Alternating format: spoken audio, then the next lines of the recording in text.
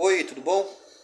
É, eu estou aqui com um resumo de um artigo de minha autoria, na qual irei dissertar sobre um estudo sobre a perícope de Mateus, do Evangelho de Mateus, do capítulo 23, do versículo 1 até o versículo 12, da qual a perícope, a, a seção do texto ah, é tida como os escribas e fariseus. Só que antes de chegarmos lá, vou ler aqui o resumo, tá? O resumo então aqui é um artigo científico, tá? Que eu fiz. Eu vou ler aqui para vocês. Depois eu irei explicar o que é, tá? Diz assim: o Concílio Vaticano II, realizado no ano de 1965, visa uma aproximação mútua entre sinagoga e igreja. Portanto, irmãs, filha do mesmo pai, germe da mesma tradição bíblica. E o Nostra Aetate deixa bem expresso quando diz: o judaísmo e o cristianismo é fruto da mesma tradição e do mesmo povo. Que texto mais tocante. Embora na maioria dos religiosos que desconhecem e ou pretendem ignorar, ora, se evento de natureza humana, mas com o olhar do sagrado, que tem por objetivo amenizar as desaproximações e os desencontros, sobretudo unir os de perto e aproximar os de mais distantes. Mas para que essa unidade comece a florescer, não só basta ficar na teoria. Eu acho, penso e etc.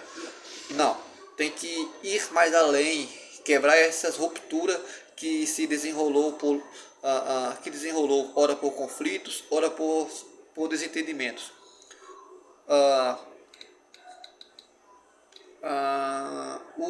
os ocorridos ao longo da história deixaram rastros marcados por todos os lados, e essas pegadas de pés, algumas são visíveis e palpáveis, outras não. Diásporas, desterros, tomadas de terras, inquisições, antissemitismos, cruzadas e etc. E o pico da degradação humana foi no Holocausto nazista. Então, o diálogo é mais que essencial e fundamental para uma catequese pedagógica e uma andragogia sem sofisma e sem cosmovisão moderna. Nessa perspectiva, é suprassumo deixar que o texto fale por si só. Então, como eu falei, é um estudo da perícope, tá? Que é o resumo do artigo científico, Mateus capítulo 23, do 1 a 13. Aí continua o texto.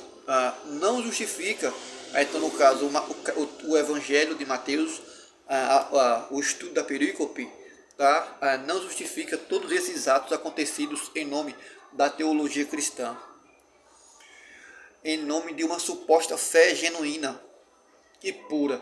Mas a perspectiva cristã está intrínseca com o judaísmo, e é de senso comum a cristandade afirmar a superioridade do cristianismo e sobre o judaísmo, e que a igreja substituiu a sinagoga, e que nós cristãos estamos sob a graça, pois em nome dessa bendita somos abençoados. Na contramão, a lei de Moisés gerando maldição e desgraças, pois tal qual foi no passado é hoje. Bizarra e horrenda, ir aos extremos, e é falta de relevância histórica e um fundamentalismo exacerbado. Ora, por outro lado, temos a autoridades que há anos têm lutado para repudiar esse tipo de falas. Os rabinos têm estendido as mãos para os bispos e diáconos. Tudo isso por um mundo melhor e mais humanizado. O Papa João Paulo II contribuiu quando disse: quem se encontra com Jesus Cristo se encontra com o judaísmo. Um fato que temos que aceitar: a judaicidade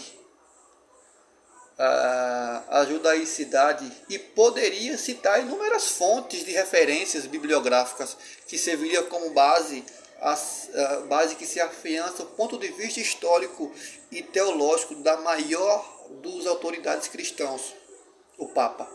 Outra fala de destaque é do rabino francês Ben Horim, que fala: a fé de Jesus nos une e a fé em Jesus nos separa. Enxergar as Escrituras com os olhos da tradição judaica e sem abrirmos mão da igreja enriquece a teologia. A teologia ser que deseja viver de forma plena. Então, como eu falei, esse foi um pouco do meu resumo. Então, lembrando que o resumo tem que ter 300 palavras, tá? 300 palavras tem que ter um resumo. Bom, eu vou mostrar aqui para vocês. Eu não sei se vocês vão conseguirem ver, mas acho que vai sim, tá?